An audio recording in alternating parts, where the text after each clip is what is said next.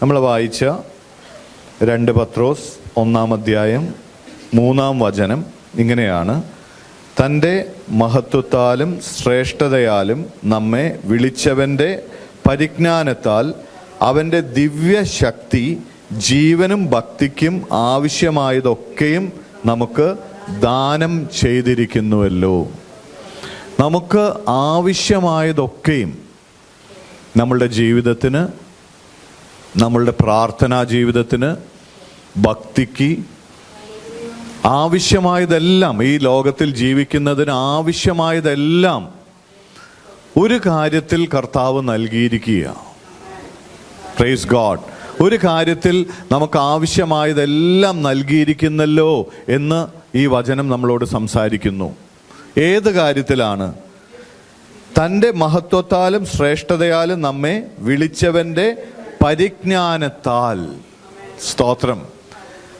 തൻ്റെ മഹത്വത്താലും ശ്രേഷ്ഠതയാലും നമ്മളെ വിളിച്ചവൻ്റെ പരിജ്ഞാനത്താൽ. അപ്പോൾ നമ്മളെ വിളിച്ച ഒരുവനുണ്ട്. അടുത്തിരിക്കുന്ന ആൾക്കൊന്ന് കൈ കൊടുത്ത് പറയാമോ? നമ്മളെ വിളിച്ച ഒരുവനുണ്ട്.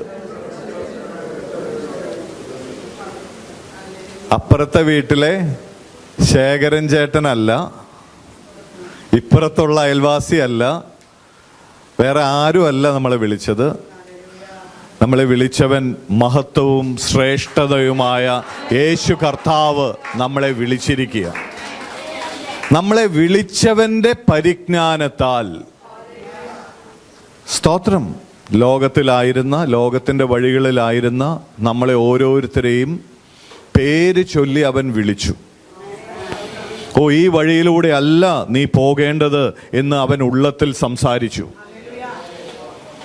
ലോകത്തിൻ്റെ വഴികൾ നാശത്തിലേക്കുള്ള വഴിയാണ് എന്ന ബോധ്യമുള്ളത്തിൽ നൽകി.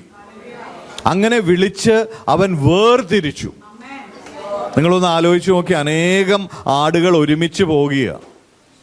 അതിൽ നിന്ന് ചിലതിനെ വിളിച്ച് ഒരു ഇടയൻ വേർതിരിച്ച് കൊണ്ടുപോവുക.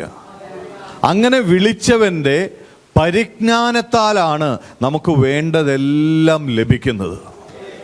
ഹല്ലേലൂയ. അപ്പോൾ അങ്ങനെ വിളിച്ചവനെ കുറിച്ചുള്ള പരിജ്ഞാനം, എന്നെ വിളിച്ചവൻ എങ്ങനെയുള്ളവനാണ്, എന്നെ വിളിച്ച യേശു കർത്താവിൻ്റെ സ്വഭാവം എന്താണ്, എന്നെ വിളിച്ച യേശു കർത്താവ് എന്നിൽ നിന്ന് ആഗ്രഹിക്കുന്നത് എന്തൊക്കെയാണ്, എന്നെ വിളിച്ച യേശു കർത്താവ് എന്തിനാണ് എന്നെ വിളിച്ചത്, ആ വിളിച്ച യേശു കർത്താവിൻ്റെ സ്വഭാവം എങ്ങനെയാണ്, അവൻ സ്വർഗീയ സ്ഥലങ്ങളിൽ വസിക്കുന്നു, യേശു കർത്താവ് എന്താണ് ചെയ്യുന്നത്, ഈ പരിജ്ഞാനത്തിലാണ് നമ്മളുടെ എല്ലാ അനുഗ്രഹവും അടങ്ങിയിരിക്കുന്നത്. ഹല്ലേലൂയ. നമ്മളുടെ കർത്താവ് ഒരു ബ്ലാക്ക് ബോക്സ് അല്ല. എന്ന് പറഞ്ഞാൽ നിങ്ങൾ കൂടുതലൊന്നും അറിയണ്ട, ഇതാണ് ഞാൻ എന്ന് പറഞ്ഞ ഒരു വിഗ്രഹമോ ഒരു ബ്ലാക്ക് ബോക്സോ അല്ല നമ്മളുടെ കർത്താവ്. യേശു കർത്താവിൻ്റെ ജീവിതം മുഴുവൻ തുറന്നു വെച്ച് അവൻ്റെ വാക്കുകളാൽ താൻ ആരെന്ന് വെളിപ്പെടുത്തി, ഓ, നമ്മൾ എങ്ങനെ ജീവിക്കണമെന്ന് മാതൃക കാണിച്ച യേശു കർത്താവ് പറയുക, ഓ, എന്നെക്കുറിച്ചുള്ള പരിജ്ഞാനത്താലാണ് നിങ്ങൾക്ക് വേണ്ടതെല്ലാം ലഭിക്കുന്നത്. എന്നെക്കുറിച്ച് നിങ്ങൾ വായിച്ച് വചനത്തിൽ നിന്ന് ഞാൻ ആരെന്ന് അറിയുവിൻ. ഹല്ലേലൂയ.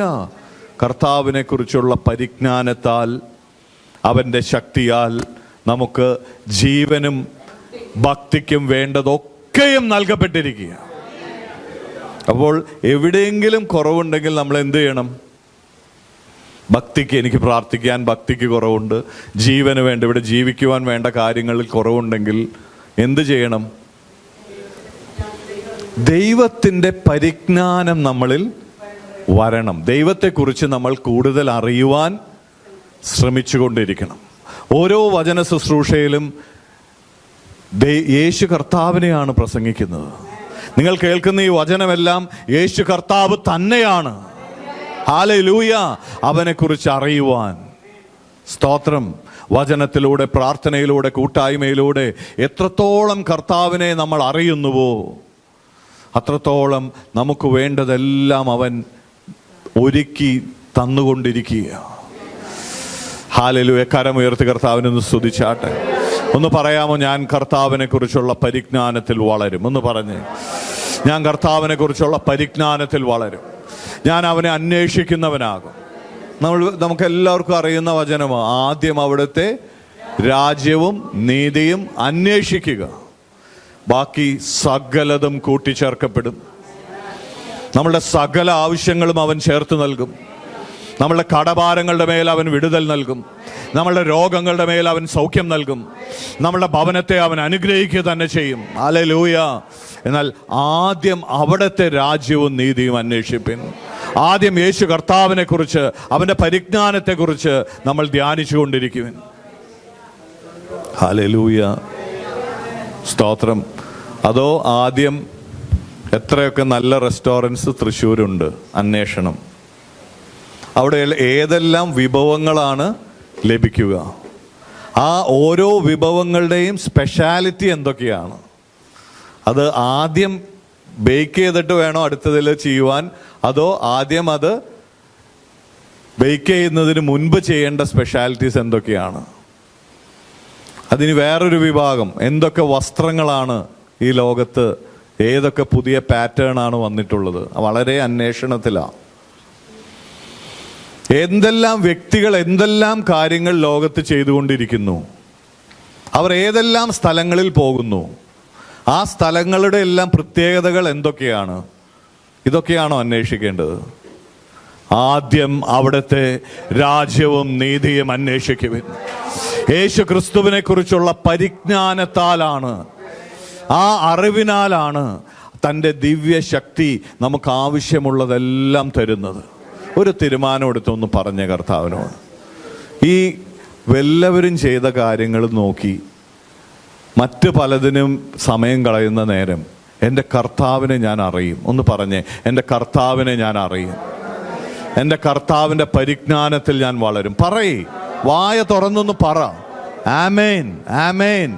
യേശു കർത്താവിനെ ഞാൻ അറിയും. ഹല്ലേലൂയ. അതോടുകൂടി സകലതും അവൻ ചേർത്ത് തരും. സ്തോത്രം. നമുക്ക് 4-ാം വചനം വായിക്കാം. അവയാൽ അവൻ നമുക്ക് വിലയേറിയതും അതിമഹത്വവുമായ വാഗ്ദത്തങ്ങൾ നൽകിയിരിക്കുന്നു. ഇവയാൽ നിങ്ങൾ ലോകത്തിൽ മോഹത്താലുള്ള നാശം വിട്ടൊഴിഞ്ഞ് ദിവ്യ സ്വഭാവത്തിന് കൂട്ടാളികളായി തീരുവാൻ ഇടവരുന്നു. അപ്പോൾ എങ്ങനെയാണ് ദിവ്യ സ്വഭാവത്തിന് കൂട്ടാളികളാകുന്നത്? എങ്ങനെയാണ് ലോകത്തിൻ്റെ മോഹങ്ങളെ വിട്ടൊഴിയുവാൻ കഴിയുന്നത്? ഹല്ലേലൂയ. പലരും വളരെ ശ്രമത്തിലാണ്. എത്രത്തോളം ലോകത്തിൻ്റെ മോഹങ്ങൾ എതിർക്കാൻ ശ്രമിക്കുന്നു, അത് വർദ്ധിച്ചു വരും. എത്രത്തോളം ഓരോ സ്വഭാവങ്ങളിൽ നിന്ന് നമ്മൾ മാറുവാൻ നോക്കുന്നുവോ, അത് വീണ്ടും ശക്തമായി നമ്മളെ പിന്തുടരുന്നത് കാണാം. എന്നാൽ ഇവിടെ വ്യക്തതയോടെ പറയുക, യേശുവിനെ കുറിച്ചുള്ള പരിജ്ഞാനം നിന്നിൽ വർദ്ധിക്കുമ്പോൾ നീ ലോകമോഹങ്ങളിൽ നിന്ന് വിട്ടൊഴിയുകയും ദിവ്യ സ്വഭാവത്തിൻ്റെ കൂട്ടാളികളാവുകയും ചെയ്യും. നിനക്കൊരു ദിവ്യ സ്വഭാവം വരുമെന്ന്. ഹല്ലേലൂയ. ലോകത്തിൻ്റെ പിന്നാലെ പോകാതെ, ലോകത്തിൻ്റെ മോഹങ്ങളുടെ പിന്നാലെ പോകാതെ, പാപ വഴികളിൽ പോകാതെ, ഒരു ക്യാരക്ടർ, ക്രിസ്തുവിലുള്ള ഒരു സ്വഭാവം, അതിനെയാണ് ദിവ്യ സ്വഭാവം എന്ന് പറയുന്നത്. ആ ദിവ്യ സ്വഭാവം നമ്മളിൽ വന്നു ചേരും.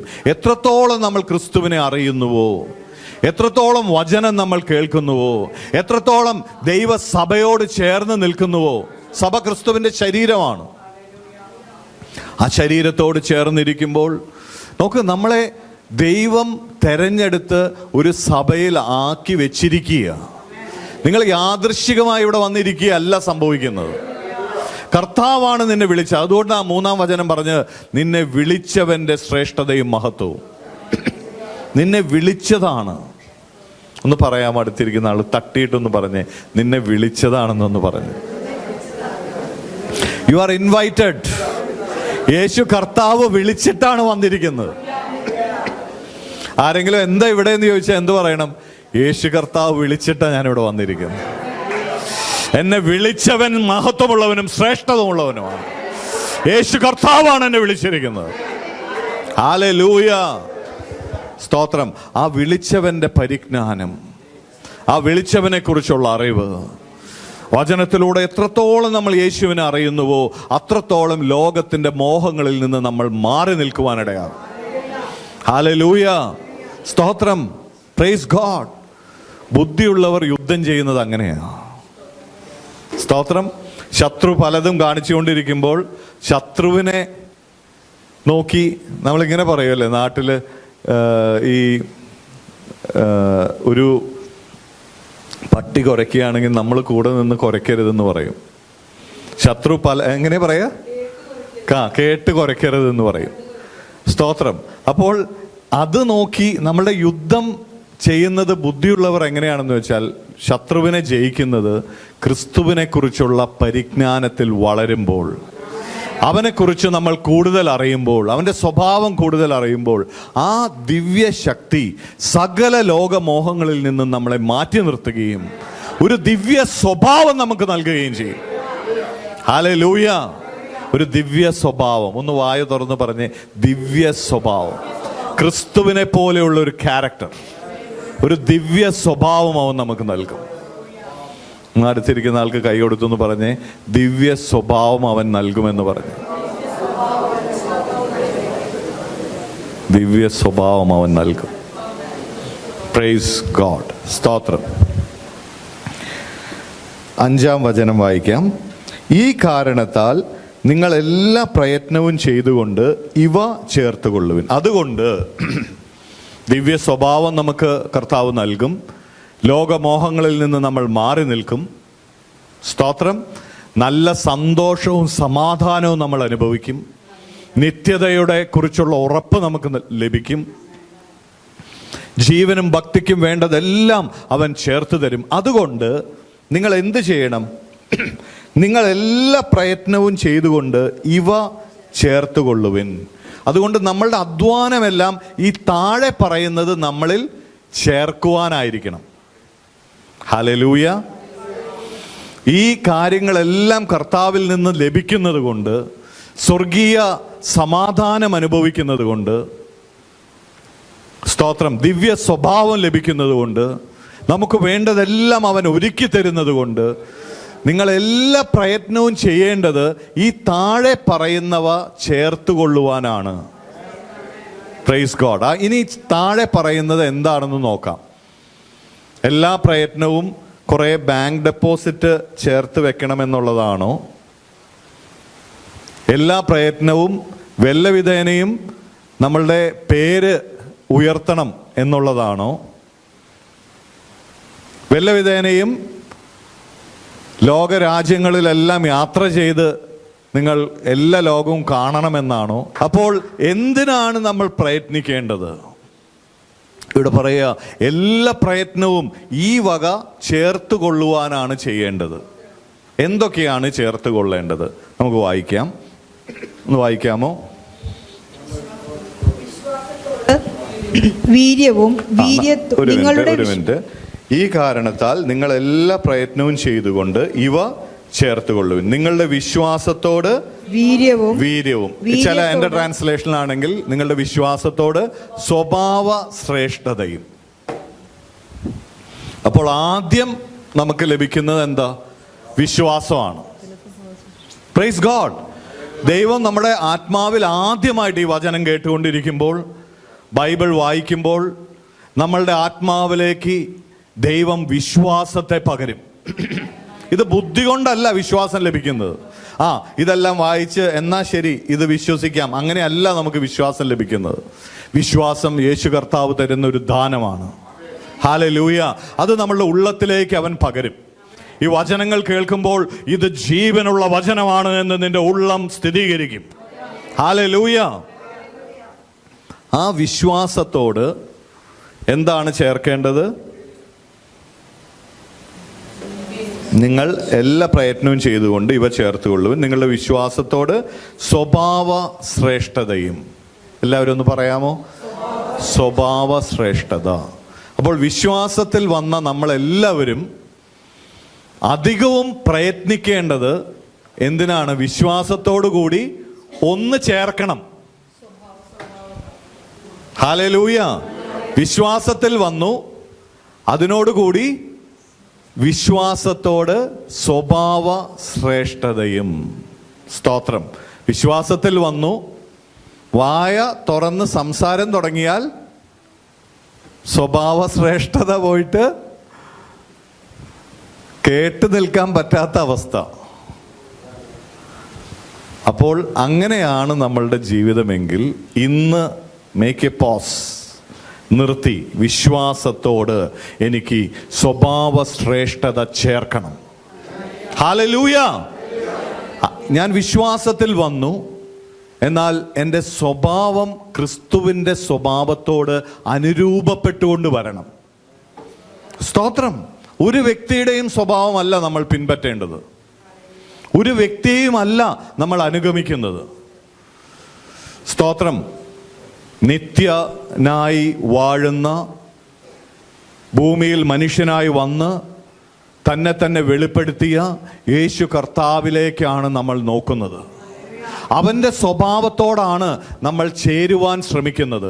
അപ്പോൾ സ്വഭാവ ശ്രേഷ്ഠത അനുദിനം നമ്മളുടെ വിശ്വാസത്തോട് ചേർത്തുകൊണ്ടിരിക്കണം. ഓരോ ദിവസവും കഴിയുമ്പോൾ ഇന്ന് ഞാൻ എങ്ങനെയാണ് പെരുമാറിയത്, യേശുവിൻ്റെ സ്വഭാവവുമായി എനിക്കൊരു സാമ്യമുണ്ടായിരുന്നോ, എൻ്റെ വാക്കുകൾ അനുഗ്രഹത്തിൻ്റെ വാക്കുകളായിരുന്നോ, യേശുവിനെ പോലെയാണോ ഞാൻ പെരുമാറിയത്? സ്തോത്രം. ഇത് നമ്മളെക്കുറിച്ച് തന്നെ നമ്മൾ നോക്കി എല്ലാ പ്രയത്നവും നമ്മളുടെ സ്വഭാവ ശ്രേഷ്ഠത വിശ്വാസത്തോട് ചേർക്കേണ്ടതിനായിരിക്കണം. ഹല്ലേലൂയ. സ്തോത്രം. അടുത്തിരിക്കുന്ന ആളോടൊന്ന് കൈ കൊടുത്ത് പറഞ്ഞേ, സ്വഭാവ ശ്രേഷ്ഠത വിശ്വാസത്തോട് ചേർക്കണമെന്നൊന്ന് പറഞ്ഞേ.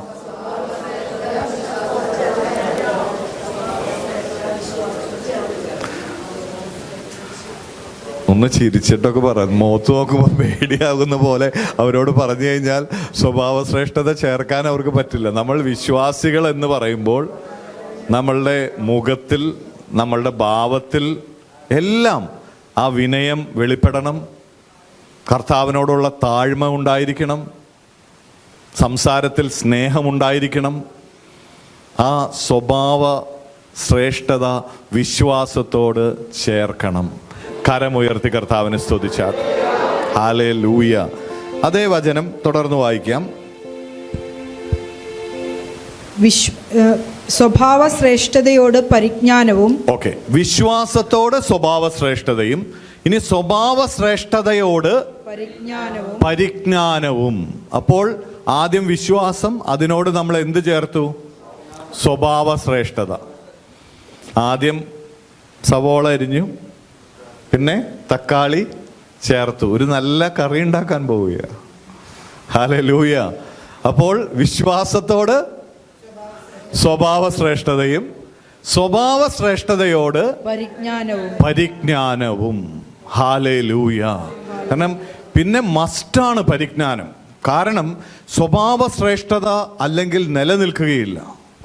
നമ്മൾ വിശ്വാസത്തിൽ വന്നു, നമ്മൾ വല്ലവിധേനയും നമ്മളുടെ സ്വഭാവം ക്രിസ്തുവിനോട് ചേർക്കുവാൻ നോക്കണമെങ്കിൽ, അത് നിലനിൽക്കണമെങ്കിൽ പരിജ്ഞാനം കൂടിയേ തീരൂ. യേശു ക്രിസ്തുവിനെ കുറിച്ചുള്ള അറിവില്ലാതെ, ആ യേശു ക്രിസ്തു എങ്ങനെയുള്ളവനാണ് എന്നറിയാതെ നിനക്ക് സ്വഭാവ ശ്രേഷ്ഠത അത് നിലനിർത്തുക സാധ്യമല്ല. അതുകൊണ്ട് പറയുക, ഓ നീ ഒരുക്കി വെച്ച വിശ്വാസം, അതിനോട് ചേർത്ത സ്വഭാവ ശ്രേഷ്ഠതയോട് വല്ലവിധേനയും പ്രയത്നിച്ച് പരിജ്ഞാനത്തെ ചേർക്കണം. ഹല്ലേലൂയ. Praise God. അപ്പോൾ നമ്മൾ വിശ്വാസികളായിരിക്കേണ്ടവർ ചെയ്യേണ്ട മൂന്നാമത്തെ കാര്യമാ, വല്ലവിധേനയും എല്ലാ ദിവസവും യേശുവേ അങ്ങ് എങ്ങനെയുള്ളവനായിരുന്നു, അങ്ങ് എങ്ങനെയാണ് സഹിച്ചത്. നോക്ക്, നമ്മളുടെ ജീവിതത്തിൽ അനേകം ക്ലേശങ്ങൾ വരും, കഷ്ടതകൾ വരും. യേശുവിന്റെ ക്രൂശിന്റെ ചിത്രം നമ്മുടെ ഉള്ളത്തിൽ വ്യക്തതയോടെ വേണം. അവൻ എങ്ങനെ സഹിച്ചുകൊണ്ട് ലോകത്തിൽ ജീവിച്ചു എന്ന് നമ്മൾ അറിയണം. അവൻ എങ്ങനെ വേദനകൾ, ഭാരങ്ങൾ ചുമന്നുവെന്ന് നമ്മൾ അറിയണം. ഹല്ലേലൂയ. അവൻ മറ്റുള്ളവർക്ക് എങ്ങനെ നിസ്വാർത്ഥമായി തൻ്റെ ജീവനെ നൽകിയെന്ന് നമ്മൾ അറിഞ്ഞുകൊണ്ടിരിക്കണം. എങ്കിൽ മാത്രമാണ് ആ സ്വഭാവ ശ്രേഷ്ഠത നമ്മളുടെ വിശ്വാസത്തോട് സ്വഭാവ ശ്രേഷ്ഠത നിലനിൽക്കുകയുള്ളൂ. കരമുയർത്തി കർത്താവിനെ സ്തുതിച്ചാട്ടെ. അപ്പോൾ വിശ്വാസത്തോട് ചേർത്തത് സ്വഭാവ ശ്രേഷ്ഠത, സ്വഭാവ ശ്രേഷ്ഠതയോട് പരിജ്ഞാനം. എല്ലാ ദിവസവും ക്രിസ്തുവിനെ ധ്യാനിക്കുക. എങ്ങനെയാണ് ക്രിസ്തു ഓരോ സമയങ്ങളിലും കർത്താവ് പെരുമാറിയത്, എങ്ങനെയാണ് പറഞ്ഞത് എന്ന് ധ്യാനിച്ചെങ്കിൽ മാത്രമേ നിന്റെ സ്വഭാവത്തിൽ ആ വിനയം വെളിപ്പെടുകയുള്ളൂ, ആ താഴ്മ വെളിപ്പെടുകയുള്ളൂ, ദൈവസ്നേഹം വെളിപ്പെടുകയുള്ളൂ, നിന്റെ സ്വഭാവ ശ്രേഷ്ഠത നിലനിൽക്കുകയുള്ളൂ. ഇത് അഭിനയിക്കാൻ പറ്റുന്നൊരു കാര്യമേ അല്ല. നിന്റെ ഭാവം, നിന്റെ വാക്കുകൾ, നീ സംസാരിക്കുന്ന രീതി, ഇതെല്ലാം അത് വെളിപ്പെടുത്തി തരും. ഹല്ലേലൂയ. ഒരു ആത്മീയ കാഴ്ചയുള്ളവന് പെട്ടെന്ന് അത് മനസ്സിലാകും.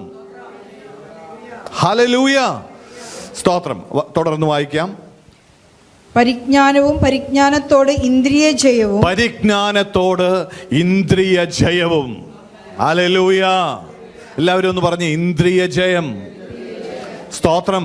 കാരണം നമ്മൾ കർത്താവിനെ അറിഞ്ഞുകൊണ്ടിരുന്നു, നമ്മളുടെ സ്വഭാവം കർത്താവിനെ പോലെ ആയിക്കൊണ്ടിരിക്കുന്നു. എന്നാൽ ലോകത്തിൽ നമ്മൾ ആയിരിക്കുന്നിടത്തോളം ഇന്ദ്രിയ ജയമില്ലെങ്കിൽ നമ്മൾ ഇതിൽ നിന്നെല്ലാം വീണുപോകും. ഹല്ലേലൂയ. നമ്മളുടെ ഇന്ദ്രിയങ്ങളെ, നമ്മളുടെ കണ്ണിനെ, കാതിനെ, നമ്മളുടെ വാക്കുകളെ എല്ലാം നമ്മൾ സൂക്ഷിച്ചു കൊണ്ടിരിക്കണം. സ്തോത്രം. കാരണം നീ വിളിക്കപ്പെട്ടവനാണ്, നീ തെരഞ്ഞെടുക്കപ്പെട്ടവനാണ്. നിന്റെ മേൽ ദൈവത്തിന്റെ കൃപയുണ്ട്. ഹല്ലേലൂയ. യെരമ്യാവ് ഇങ്ങനെ പറഞ്ഞു. ലോർഡ്, യെരമ്യാവിനെ കുറിച്ചുള്ള യെരമ്യാവ് 1:5 വായിച്ചാൽ അറിയാം. നീ അമ്മയുടെ ഉദരത്തിൽ ഉളവാകുന്നതിന് മുൻപേ നിന്നെ പ്രവാചകനായി ഞാൻ നിയമിച്ചു. നീ ഉളവാകുന്നതിന് മുൻപേ നീ വിശ്വാസിയാണ് എന്ന് ഞാൻ കണ്ടു. നിന്നെക്കുറിച്ചൊരു അപ്പോയിന്റ്മെന്റ് നീ ഉളവാകുന്നതിന് മുൻപേ ദൈവത്തിനുണ്ട്. ഹല്ലേലൂയ. നമ്മൾ വിചാരിക്കുന്നത് ഇങ്ങനെയൊക്കെയുള്ളൊരു സാഹചര്യം വന്നതുകൊണ്ട് ഞാൻ കർത്താവിനെ അറിഞ്ഞു വിശ്വാസത്തിൽ വരുവാനിടയായി. അതൊന്നും അല്ല കാര്യം. നീ ജനിക്കുന്നതിന് മുൻപേ നിന്നെ കർത്താവ് പേര് ചൊല്ലി രേഖപ്പെടുത്തി വെച്ചിരിക്കുക. 10-ാം വചനം വേഗം വായിക്കാം. അതുകൊണ്ട് സഹോദരന്മാരെ, നിങ്ങളുടെ വിളിയും തെരഞ്ഞെടുപ്പും ഉറപ്പാക്കുവാൻ അധികം ശ്രമിപ്പിൻ. അതുകൊണ്ട് സഹോദരന്മാരെ, നിങ്ങളുടെ വിളിയും തെരഞ്ഞെടുപ്പും ഉറപ്പാക്കുവാൻ ഏറ്റവും അധികം പ്രയത്നിക്കുവിൻ. ഒന്ന് പറയാം അടുത്തിരിക്കുന്ന ആളോട്, നിങ്ങളുടെ വിളിയും തെരഞ്ഞെടുപ്പും ഉറപ്പാക്കുവിൻ എന്ന് പറഞ്ഞാൽ നമ്മളെ തെരഞ്ഞെടുത്തിരിക്കുക എന്നുള്ള ഉറപ്പ് നമുക്ക് വേണം. ഹല്ലേലൂയ. എൻ്റെ വീട്ടിൽ കുറെ പേര് വിഷമിച്ചിരിക്കുക. ഞാൻ ഇത്രയും നാളും പ്രാർത്ഥിച്ചിട്ട് എന്തുകൊണ്ട് എൻ്റെ വീട്ടിലുള്ളവർ വിശ്വാസത്തിൽ വരാത്തെ? എന്തുകൊണ്ട് അവർക്കത് മനസ്സിലാകാത്തെ? കാരണം തെരഞ്ഞെടുപ്പ് നിന്റെ മേലാ ഉള്ളത്. ഹല്ലേലൂയ. നമ്മളുടെ അധ്വാനം കൊണ്ട് നമ്മൾ വിചാരിക്കുന്നവരെല്ലാം വിശ്വാസത്തിൽ കൊണ്ടുവരിക സാധ്യമല്ല. കർത്താവ് തെരഞ്ഞെടുത്തവരാണ് ആ വിശ്വാസ ജീവിതത്തിലേക്ക് കടന്നു വരുന്നത്. അതുകൊണ്ട് നീ ഒന്ന് തിരിച്ചറിയണം, നിന്നെ യേശു കർത്താവ് തെരഞ്ഞെടുത്തിരിക്കുക, നിന്നെ യേശു കർത്താവ് വിളിച്ചിരിക്കുക. ഹല്ലേലൂയ. ഇതൊന്നും യാദൃശ്ചികമല്ല. ഹല്ലേലൂയ. സ്തോത്രം. നമ്മളെ കർത്താവ് മുന്നേ കണ്ട് തെരഞ്ഞെടുത്തിരിക്കുക. സ്തോത്രം. യെരമ്യാ പ്രവാചകനോട് പറഞ്ഞതുപോലെ നിന്റെ അമ്മയുടെ ഗർഭപാത്രത്തിൽ നീ ഉളവാകുന്നതിന് മുൻപേ നിന്നെ പ്രവാചകനായി ഞാൻ നിയമിച്ചിരിക്കുക. നമ്മളെക്കുറിച്ച് കർത്താവ് പറയുക, ഹല്ലേലൂയ, നിങ്ങൾ സകലരും പ്രവചിക്കണമെന്ന് ഞാൻ ആഗ്രഹിക്കുന്നു. നമ്മളെ ഒരു പ്രവാചകനായി നിർത്തിയിരിക്കുക. ഹല്ലേലൂയ. ഹല്ലേലൂയ. നമ്മളെ രാജകീയ പുരോഹിത ഗണമായി അവൻ കണ്ടിരിക്കുക. സ്തോത്രം. നമ്മൾ ചെയ്യേണ്ട സൽപ്രവർത്തികൾക്കായി അവൻ നമ്മെ മുൻ നിശ്ചയിച്ചിരിക്കുക. എഫേഷ്യർ 2:10 വായിക്കാം. എഫേഷ്യർക്ക് എഴുതിയ ലേഖനം 2-ാം അധ്യായം 10-ാം വചനം.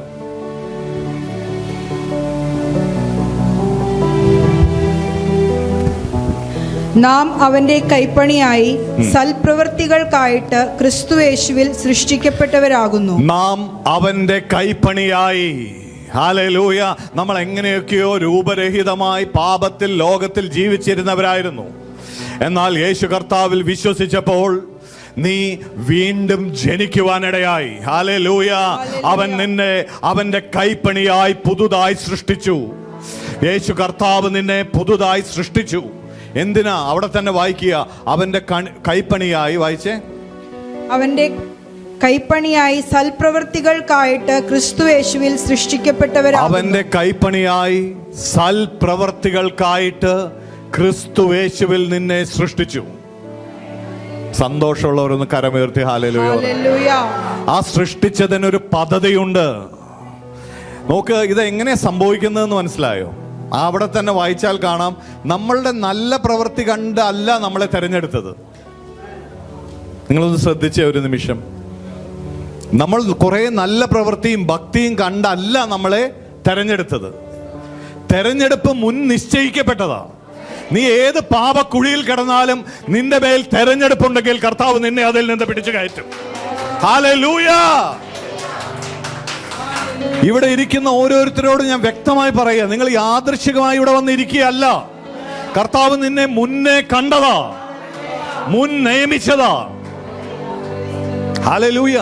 നമ്മളുടെ നല്ല പ്രവർത്തികൾ കണ്ടല്ല കർത്താവ് നമ്മളെ തെരഞ്ഞെടുത്തത്. ഇതെങ്ങനെയാ സംഭവിക്കുന്നതെന്ന് വെച്ചാൽ, സ്തോത്രം, നോക്ക്, നമുക്ക് തോന്നിയ പോലെ നടക്കുകയായിരുന്നു. കർത്താവ് ഒരു അപ്പോയിന്റ്മെന്റ് ലെറ്റർ തന്നു ഒരു ജോലിക്ക്. നമ്മൾ ചെയ്യുന്ന ഒരു നല്ല നമുക്ക് ഒരു ക്വാളിഫിക്കേഷനും ഇല്ല. സാധാരണ ഇവിടെ ലോകത്തിൽ എങ്ങനെയാ ജോലിക്ക് തിരഞ്ഞെടുക്കുമ്പോൾ നമ്മളെ നോക്കും, നിനക്ക് നല്ല എക്സ്പീരിയൻസ് ഉണ്ടോ, നീ ഇത് ചെയ്യാനെല്ലാ കഴിവുകളും ഉണ്ടോ, ഇതെല്ലാം നോക്കിയിട്ടാണ് എന്ത് വരുന്നത്? അപ്പോയിന്റ്മെന്റ് ലെറ്റർ വരുന്നത്. ദൈവരാജ്യത്തിൽ അങ്ങനെയല്ല. അപ്പോയിന്റ്മെന്റ് ലെറ്റർ ആദ്യമേ പ്രിന്റ് ചെയ്ത് വെച്ചിരിക്കുക. ഹല്ലേലൂയ. നീ ജനിക്കുന്നതിന് മുൻപേ നിന്റെ അപ്പോയിന്റ്മെന്റ് ലെറ്റർ പ്രിന്റ് ചെയ്തിരിക്കുക. അതുകൊണ്ടാണ് കർത്താവ് പറയുന്നത്, ഓ നീ നിന്റെ അമ്മയുടെ ഉദരത്തിൽ ഉളവാകുന്നതിന് മുൻപേ ഞാൻ നിന്നെ പേര് ചൊല്ലി വിളിച്ചിരിക്കുക, ഞാൻ നിന്നെ തെരഞ്ഞെടുത്തിരിക്കുക, നിനക്കുള്ള അപ്പോയിന്റ്മെന്റ് ലെറ്റർ റെഡിയാക്കി വെച്ചിരിക്കുക. ഒരു ക്വാളിഫിക്കേഷനും ഇല്ല. നമുക്കറിയില്ല എന്തിനാ കർത്താവ് എന്നെ വിളിച്ച്, അറിയില്ല. കർത്താവിനോട് അവിടെ ചെല്ലുമ്പോൾ ചോദിക്കാം. ആദ്യമേ അപ്പോയിന്റ്മെന്റ് ലെറ്ററാ തരുന്നത്. ഫസ്റ്റ് തന്നെ അപ്പോയിന്റ്മെന്റ് ലെറ്റർ തന്നിരിക്കുക. ഹല്ലേലൂയ. You are appointed. എന്തിനാ? നീ ചെയ്യേണ്ട നല്ല പ്രവൃത്തികൾക്കായി. നീ നല്ല പ്രവൃത്തികൾ ചെയ്തത് കൊണ്ടല്ല നിന്നെ അപ്പോയിന്റ് ചെയ്തത്. ഒരു പ്രയോജനവും ഇല്ലാത്തവനായി കിടക്കുകയാ. ഒരു പ്രാർത്ഥനയ്ക്ക് പോയിട്ട് ആ 12 പേരെ നോക്കിക്കഴിഞ്ഞാൽ പള്ളിയുടെ ഭാഗത്തേക്ക് പോകില്ല. അവിടെ വലിയ പള്ളിയും പരിപാടിയായിട്ട് നടക്കുന്ന കുറെ പേരുണ്ട്. മീൻ എങ്ങനെ പിടിക്കാം, എങ്ങനെ ഫ്രൈ ചെയ്യാം, എങ്ങനെ കറി വെക്കാം, എങ്ങനെ പൈസ ഉണ്ടാക്കാം എന്ന് നോക്കി നടന്ന 12 എണ്ണത്തിനാണ് കൊടുത്തത് അപ്പോയിന്റ്മെന്റ് ലെറ്റർ. നീ ചെയ്യുന്ന പ്രവർത്തികൾ കണ്ടല്ല ലെറ്റർ തരുന്നത്. ലെറ്റർ മുൻപേ പ്രിന്റഡ് ആണെന്ന്, അത് മുൻപേ കർത്താവ് തീരുമാനിച്ചിരിക്കുകയാണെന്ന്. ഓ നീ ജനിക്കുമ്പോൾ തന്നെ നിന്നെ മാറ്റിവെച്ചിരിക്കുക, ഇവൻ എന്റേതാണ് എന്ന് പറയുക. ഹല്ലേലൂയ. എന്നാൽ അപ്പോയിന്റ്മെന്റ് ലെറ്റർ തന്നു കഴിഞ്ഞാൽ നമ്മൾ ചെയ്യേണ്ട നല്ല പ്രവൃത്തികളുണ്ട്. ആദ്യമേ ലെറ്റർ തന്നിരിക്കുക. അപ്പൊ കർത്താവ്, എനിക്കിതൊന്നും ചെയ്യാൻ അറിയില്ല, എനിക്ക് വചനം പറയാൻ അറിയില്ല, സാരമില്ല, ഞാൻ നിന്റെ കൂടെയുണ്ട്.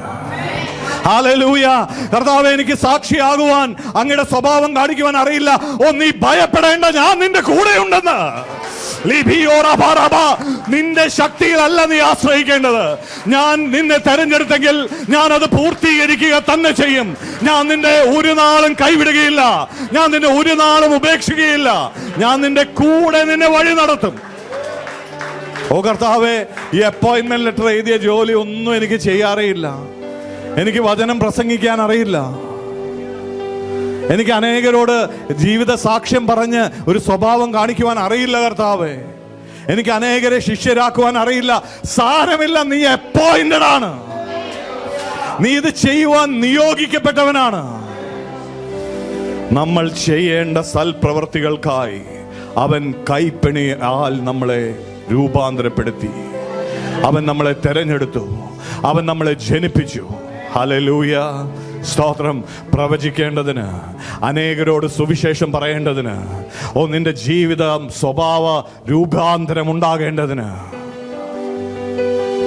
ഹല്ലേലൂയ, നിന്നെ നിയോഗിച്ചിരിക്കുക. അടുത്തിരിക്കുന്ന ആളെ കൈ ഒന്ന് കുലുക്കിയിട്ട് പറ, നിന്നെ നിയോഗിച്ചു കഴിഞ്ഞു, നിയോഗിച്ചു കഴിഞ്ഞെന്ന്. ഹല്ലേലൂയ. ഒരാളും പരിഭവപ്പെട്ടിട്ട് കാര്യമില്ല, എനിക്കിതൊന്നും ചെയ്യാൻ അറിയില്ലെന്ന് പറഞ്ഞിട്ട് കാര്യമില്ല. U are appointed. ഹല്ലേലൂയ. ഇതിന്റെ പേരാണ് വിളിയും തെരഞ്ഞെടുപ്പും ഉറപ്പാക്കുക എന്നത്. നിനക്കൊരു ഉറപ്പ് വേണം. കർത്താവിന് ഒരു തെറ്റും പറ്റിയിട്ടില്ല. ലക്ഷങ്ങൾ നാശത്തിലേക്ക് പോയിക്കൊണ്ടിരിക്കുമ്പോൾ ഒരു ചെറിയ റെമനന്റിനെ അവൻ പേര് ചൊല്ലി വിളിച്ച് കൂട്ടി വരുത്തിയിരിക്കുക. ഒരു ശേഷിപ്പിനെ അവൻ അവശേഷിപ്പിച്ചിരിക്കുക. തന്റേതെന്ന് വിളിക്കുന്ന ഒരു ജനത്തെ അവൻ മാറ്റി നിർത്തിയിരിക്കുക. സന്തോഷിക്കാമെങ്കിൽ ഇതിനാ സന്തോഷിക്കേണ്ടത്.